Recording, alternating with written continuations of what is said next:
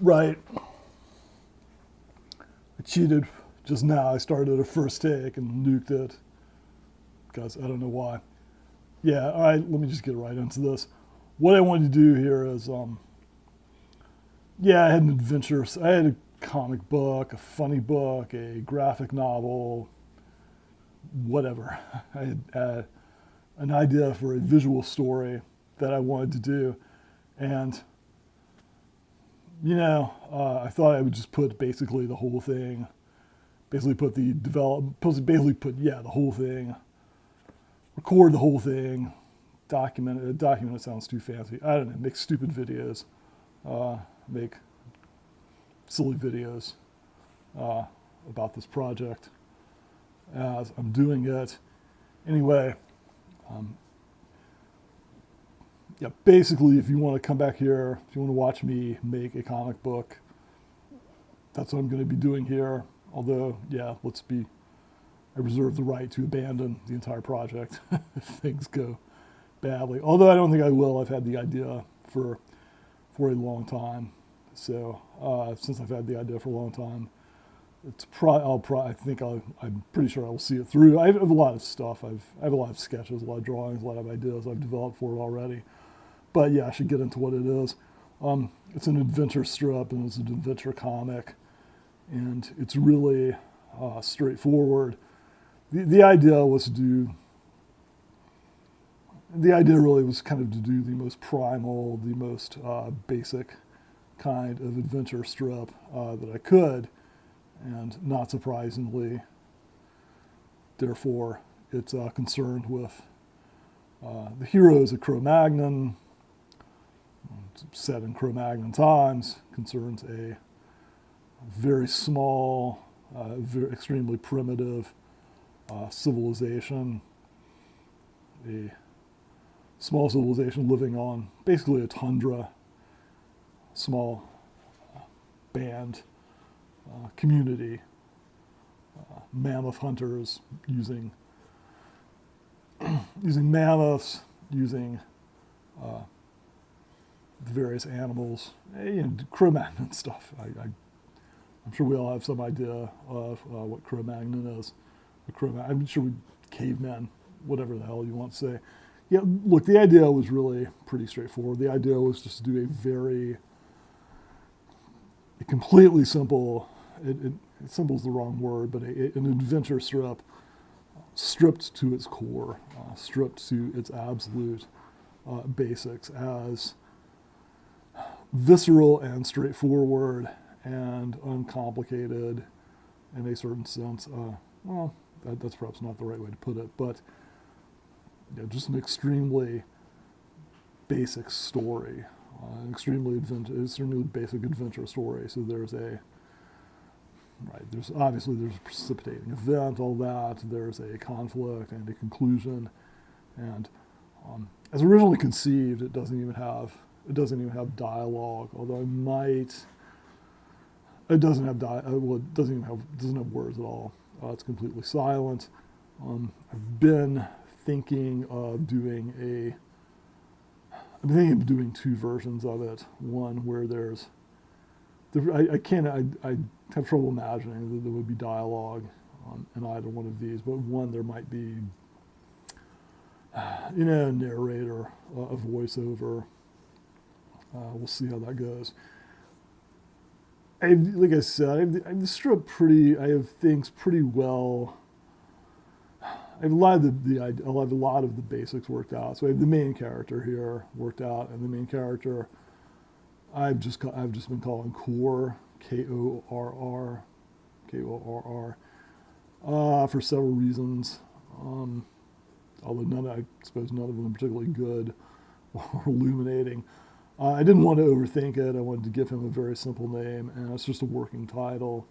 At this point, maybe that would be the title maybe that will be the final title, the title of the completed work. We'll see. But for right now, Korr is just the working title. One reason for that is I guess it's a nod to there's an old Joe Kubert comic from DC called Tor. So for whatever. Seems like a good name. Seems like an agreed upon good name for a Cro-Magnon, although I have no idea why. I could get into all that. So here I'm just doing a quick drawing of the titular of the main character, of the protagonist, and so to get into what I've worked out and what I haven't. I've worked out the basic look for him, with some caveats. I know basically what he's going to look like. I know what the basic uniform's the right term. I worked kind of a long time trying to work out a kind of what I thought would work for him as a look, since it'll be, look, he's going to be wearing buckskins. He's going to be wearing buckskins and mammoth furs, obviously. It's cold. This will be set in the tundra, and obviously it's going to be cold. I should caveat the tundra thing. The tundra, like the vast sort of grassland. That's will be where a lot of it will take place. But there's also probably going to be forest. Honestly, what the story will require, and yeah, also being more honest, what I want to draw. One of the reasons for this story is I like drawing stuff. I like drawing stuff that's outside. I really hate interiors. I like tackling the landscape. I like dealing with figures who are out in nature. I've given my druthers, which I had given my druthers. Nobody's telling me what I have to do. I prefer to illustrate, or I prefer to draw characters. I prefer to draw action. I prefer to draw the story in a natural setting or outside, so to speak. And this is pretty much entirely outside. With the plot, with the story, I've kind of mapped out, except for maybe a brief interlude inside a yurt, inside a hut, yurt, whatever, constructed from mammoth bone and hide. The story takes place entirely outside, which appeals to me a lot. So the story is pretty well worked out. I've that actually pretty developed. What I'm working on, the main thing I'm working on right now is going to be the look of the world, and I will get into that more. And in some ways, that's relatively worked out, in part just because the style in which I draw is, for something like this, is pretty well set, and I don't have a lot of motivation to change it up. I think it works pretty well for this material. What I want to work on are elements I need to work on. I want to work on animals in particular. I have a lot of this is going to be a world. This is going to be a book where there's Cro-Magnons, there's humans, but this is going to be a world where there are a lot of animals. Animals are going to feature very prominently in this. I was reading about or listening to lectures on Cro-Magnons, on prehistoric civilizations, and a lot of talk about the abundance of animal life, and massive reindeer herds, massive herds of mammoth, but really human beings living right alongside animals, as you would expect. And probably pretty obviously, I can add, I'm quite jealous. I very much would like to see this world.